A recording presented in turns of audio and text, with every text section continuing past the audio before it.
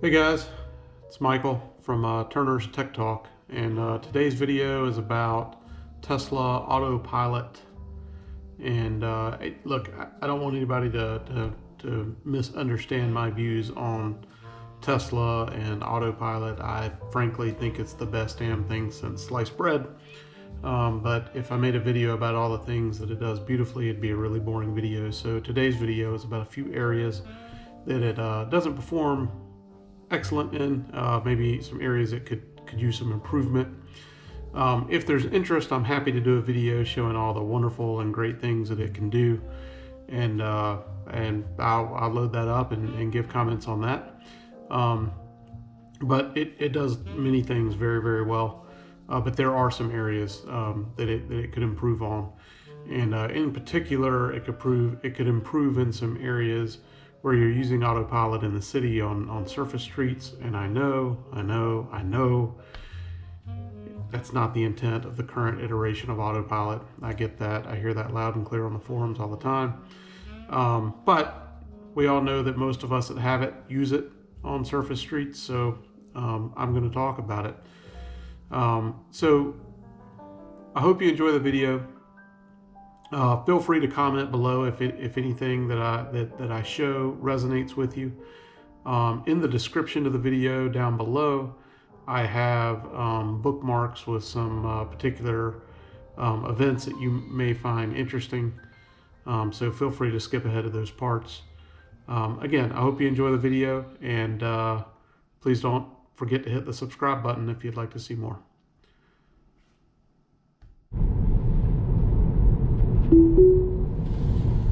Alright guys, heading to meet a few friends at a local brewery that are in town, some work friends. I'm on vacation today, but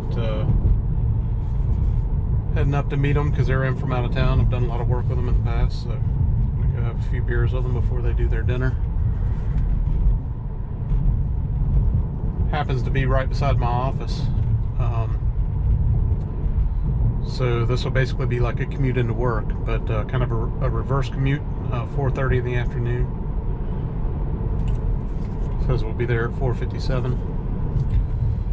For those that aren't familiar, we're on full autopilot here. We've got the blue circle around the speed indicator there that's setting my speed, the max speed. The blue lines indicate that we're on auto steer, as well as the blue steering wheel here. And Autopilot just did one of its typical round the corner, late braking sort of deals. So sorry for the pause. Old school Subaru up front there. All right, guys, this will show you the resume from start. This is one of the areas that I'm not super fond of on Autopilot. You can see it gets a pretty late start and pretty sluggish acceleration. The car in front of me is going to get a good, I don't know, 7, 8, 9, 10 car lengths ahead. Almost missed the traffic light there. I know why they do it. I mean, I think I know why they do it. I think they do it for safety reasons, to make sure the car is really moving in front of you and they don't start and then rear end the vehicle. But just seems to me that there's room for improvement there. You know, in a best case scenario, it's a minor nuisance. In a worst case scenario, it turns into a little bit of a jerky ride. If you're in stop and go traffic, or not so much stop and go, but maybe if you're going from, you're on a road that has multiple stoplights that are spaced, you know, not too far apart, and you're in a little bit of heavy traffic, the delayed start and the slow acceleration into that start can lead to a lot of herky-jerky kind of motion, right? About the time you start accelerating, the cars in front of you are slowing down. It takes the car a little while to pick up on that. So you kind of get jerked around a little bit. Not a huge deal, just a nuisance. It doesn't stop me from turning Autopilot on, just in the spirit of seeking perfection, is what that comment is. Alright guys, this is a classic area on my commute here where Autopilot makes a mistake. You're going to see the seam in the road right here, and it's going to try to jerk me into the left lane every time. So I just overtake it, pull it back. I've seen other people comment on this on a few different videos. Turn right and I believe I've noticed a trend where it seems to happen most often when you're going through an intersection or a spot where the lines in the road disappear and the road is making just a slight left turn. Now turn right onto Jackson It seems to pick up that the lane marker on the left hand side. When the car sees that lane marker get, you know, in the middle third of the vehicle, it doesn't know whether to go to the right lane or the left lane, and you'll see the blue lines doing squirrely things when that happens, and for whatever reason it always biases the left lane. So, you know, hopefully that's something they can work on. I mean, look, I get that Autopilot's not supposed to technically be used on surface roads, but you know, we all do it anyway. So maybe when they get a little closer to full self-drive, that issue gets solved.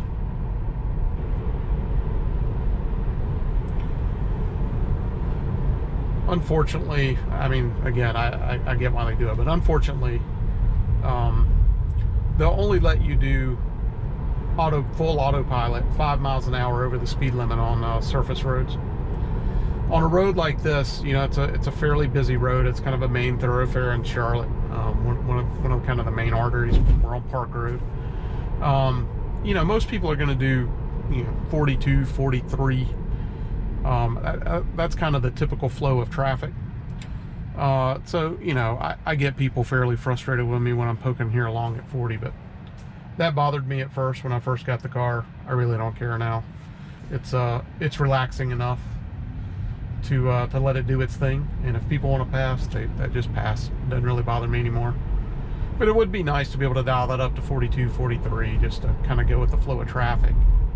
Some might even say it's a little safer to be going with the flow of traffic instead of doing just 5 miles an hour over, but whatever. Tesla obviously has their reasons for doing it.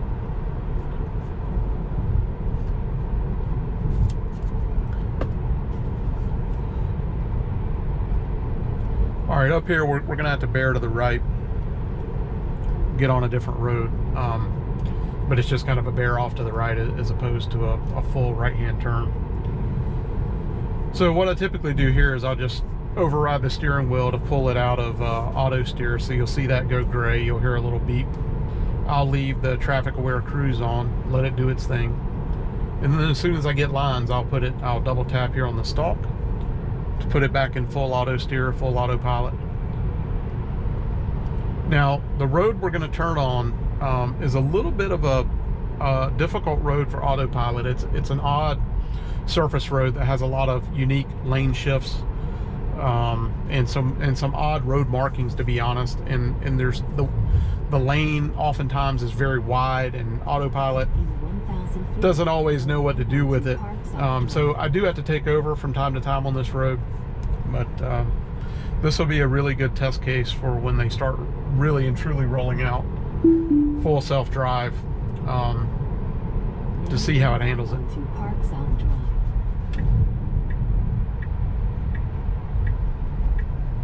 So this is really nice. Just leave it on traffic aware cruise.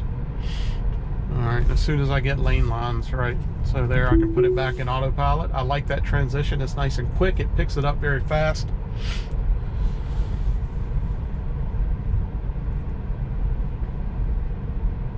All right, so we got a car turning up here, so we'll probably come to a pretty abrupt stop, but I handled that perfectly.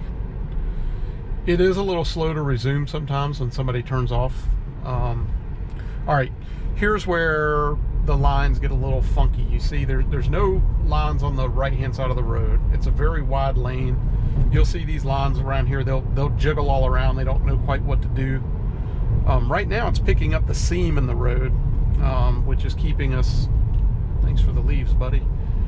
And then, but when we get up here, it's going to get confused. It's not going to quite know what to do because there's going to be another weird sort of lane shift. You see how we're in kind of this weird no man's land? Right now, I believe it's tracking the car in front of me, so it did great. You see the lines over there? It oftentimes doesn't know what to do there. Sometimes it'll try to jerk me into there, particularly if there's not a car in front of me. I think what it was doing there is tracking the car in front, so it knew exactly what to do. And here's another weird lane shift. Okay, so it handled that great. It's just inconsistent. I would say about 75% of the time, maybe it knows what to do, and it does a great job, but sometimes it doesn't, and I have to take over. You just have to learn what Autopilot can and can't do, and what it will and won't do, and what it'll do in certain situations, and just always try to be a couple steps ahead of it. I say that that only really relates to surface roads, right? If you're on the interstate or divided highway, it is super reliable. I did a drive home last night. I came home from the coast of South Carolina to Charlotte. Left about 7 o'clock from from the beach. Drove, during the night. It was almost flawless. I mean, I bet you I had it on autopilot 95% of the time. I should have timed it. I thought about videoing it, but I really just kind of wanted to chill and listen to some music and relax and drive. But it's perfect in those scenarios. It's just when you're well, I won't say perfect. It is very close to perfect. It's very relaxing. It's very predictable. But on surface roads, it's a little different. And to be fair to Tesla, right, that we're not at full self-drive yet. So what I'm doing right now is not the intended use case for Autopilot.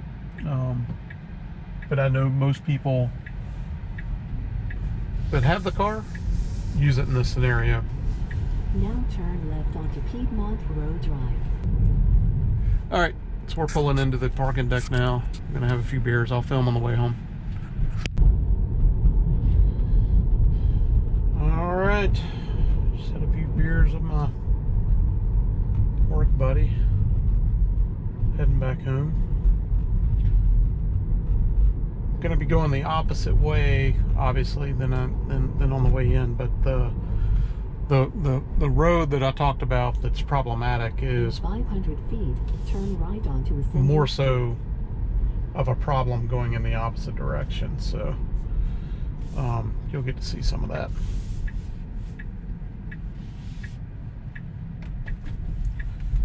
So we're leaving the South Park area of Charlotte, heading towards Ballantyne, which is where I live. Now enter the roundabout and take the first exit. That's something I've been dying to mention. It says enter the roundabout and take the first exit. Well, the first exit's right there. The second exit's over here.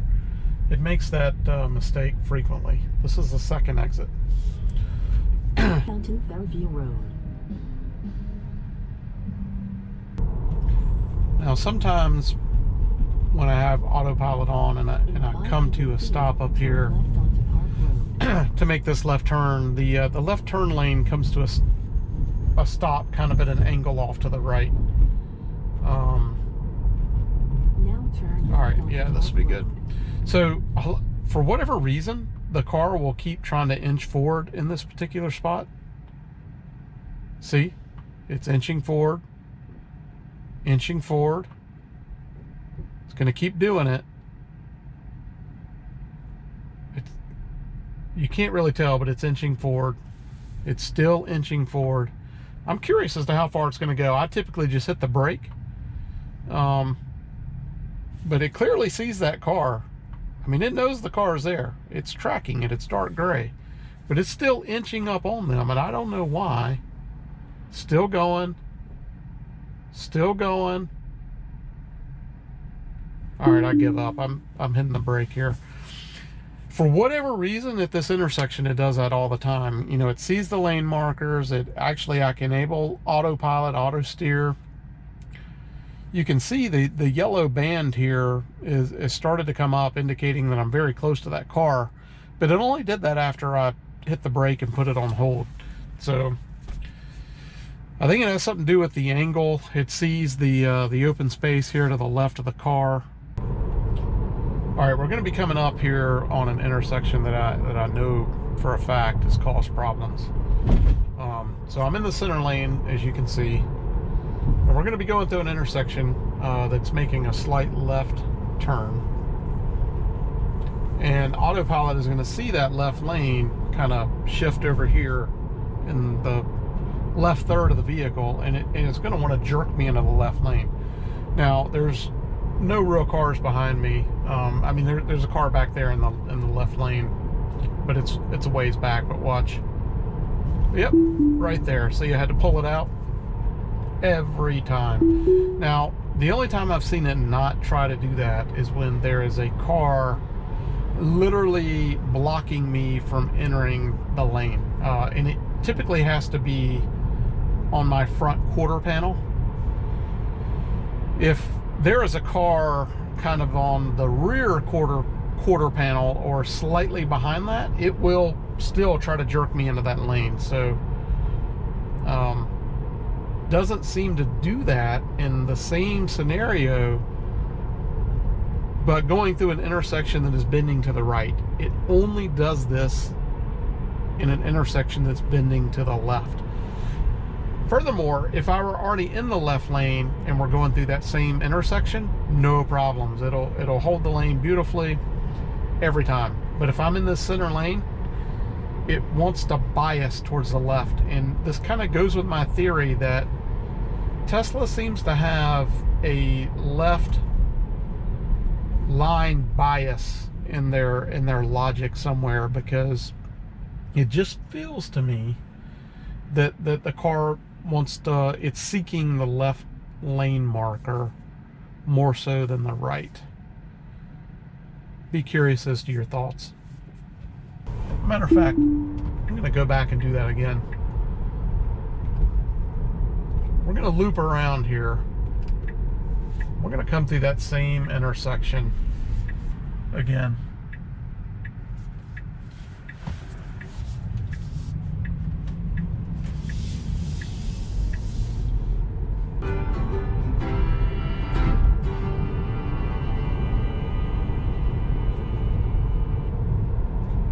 That was a great example. We went through an intersection that was a right bending intersection. The car held its lane perfectly. It didn't try to jerk me into the left lane, but if that were a left bending intersection, I guarantee you it would have tried to jerk us into the left intersection, into the left lane.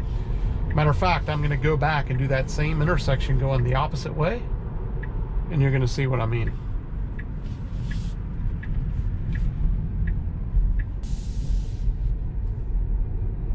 Starting to sound like I hate the car. I love this car. This is the best car I've ever had. You know, but the purpose of my videos is to talk, I guess, mostly about the technology of the vehicle, and in particular Autopilot. And I'm gonna have to do a video. That's what I'll do. I'll do a video on all the things that it does very well. But obviously the focus of my videos is going to be on the areas where I think it could perform better, or should perform better. So I just don't want anyone to mistake my views of the vehicle. I think it is an exceptional vehicle. Literally the best car I've ever had, and I've had some pretty decent cars, so just make that really clear. All right, so a blinker would help there, asshole. So we're going to demonstrate that same intersection that I just came through, going the opposite way, where it was obviously it was a right-hand turn. Now it's going to be more of a left-hand bend. When you go through an intersection and the lines disappear, but the intersection is bending to the right, the car does a beautiful job. When you're going through that same intersection with a left-hand bend, it wants to jerk you into the left lane. Here we go. Every time. See, it wanted to jerk me into that left lane.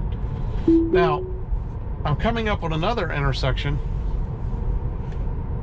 very similar, but this intersection actually has a dotted line through the intersection to show you where your lane is, what the lane markers are, and it's going to do the same thing. It's going to try to pull me into the left lane, which I don't understand, because from what I understand about Autopilot, and let's be clear here, I am a bean counter, okay? I'm not a technical guy. I'm a bean counter, a finance guy, so it's well out of my pay grade. But from what I understand, it's looking at lane markers, so I can see, you know, it sees the left lane, it sees the right lane, it sees the center lane, it knows the lane I'm in. This guy's poking out a little bit. So I don't understand why it pulls me into the left lane when we have a dotted line going through the intersection, but it's going to do it. Oh, damn it. Now we're hitting a stoplight, so...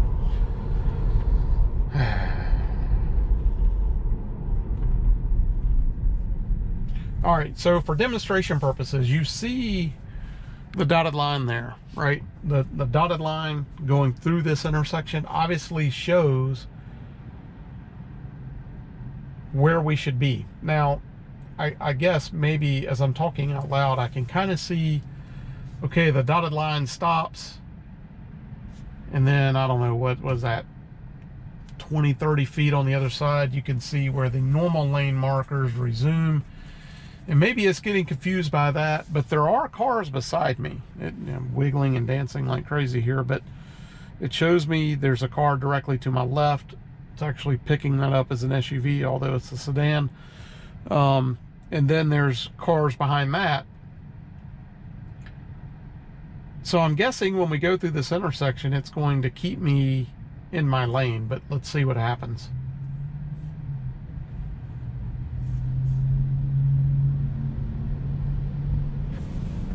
Nope, it actually tried to pull me into that left lane, even though there was a truck on my flank, and he's pissed off, so he's gonna make a point of it. But that guy was right on my flank, and it tried to pull me into the left lane. That one's baffling to me, but it kind of is and it isn't. I mean, the lane line through the intersection should have been enough of a clue, but the trend still holds. What it really saw was the lane marker on the other side of the intersection lining up with the center or the left third of the hood of the car. And when that happens, its bias is to solve, I believe, towards the leftmost line that it can pick up. So it wanted to move into that left lane. Like I said, this only happens on left turning intersections, not right.